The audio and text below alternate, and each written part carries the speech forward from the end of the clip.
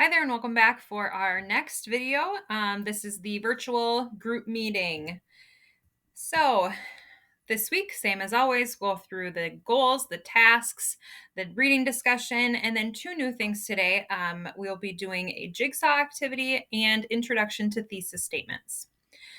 So we've got the same three objectives. This is our third week now looking at factors that affected development and expansion of the colonies, interactions with American Indians, and causes and effects of slavery. This week we are looking at the southern colonies. Our skill that we're focusing on is thesis statements. And so it's our objective is to make a historically defensible claim. Here are your tasks as usual. You've got your FBI notes to update, your Padlet postings, your objectives, and then the graphic organizer.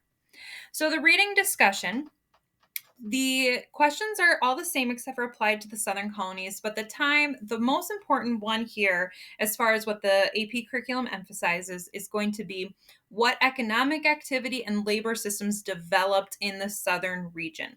So you want to be really familiar with the types of plantation agriculture that happened. You want to be really familiar with indentured servitude and slavery, thinking about what problems were occurring, how the colonists responded to those problems, how the workers resisted their forced labor. All of those things should be a major point of focus with the southern colonies. And so then you want to continue. It's actually the bottom column here of your graphic organizer. Really paying attention to that economic activity, and that would be best fit in the characteristics of life and culture. Okay, so for the jigsaw activity, what we're going to do with the group is that each person is going to look at one of these topics. So we're particularly looking at the topic of slavery in the British colonies. And so one student is going to be looking at the shift from indentured servitude to slavery. So the colonies primarily relied on indentured servitude to begin, but then it shifted to slavery. So why did that shift happen and how did it happen? The second student is going to be looking at the establishment and development of slavery.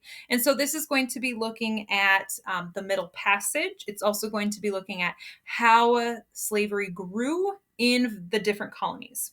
And then the final group will be looking at resistance and institutionalization. So looking at a couple ways that enslaved persons rebelled against their status, and then the responses that whites took to those rebellions, which was the further institutionalization of the system. So after each student looks at a video and primary sources on these topics, they will then meet together and look at the whole topic of slavery in the British colonies and answer a few objectives. So what I would encourage you to do is to choose one of those that you're most interested in and fill out the worksheet that's on your Google Classroom related to that topic to have a good understanding of at least part of this topic. When you get to your class in the fall, you maybe won't have an introduction to all three of those things, but you will still come in with some good awareness. So then the next part of the class that we're going to be doing is the how to write a thesis. And so this is a super important skill. In fact, some people might even argue it is the most important skill for writing. That if you don't have a thesis, you're going to be significantly less likely to earn very many points on the rubric. You need a thesis for both the long essay question and the document-based question that you write.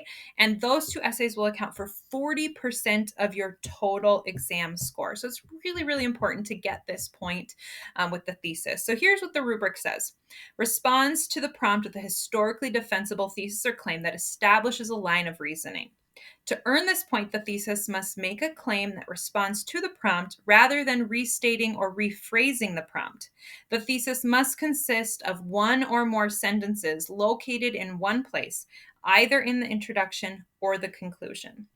So I've got another video called How to Write the Thesis. And what you're going to do is you're going to watch that video while you complete the worksheet that's in your Google Classroom. So both of those are going to be linked there, and it's just going to take you through step by step how to write the thesis. And we're looking at a prompt from period 1.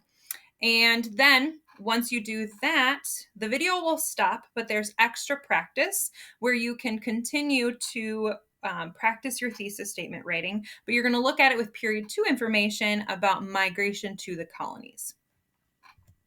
So that's it.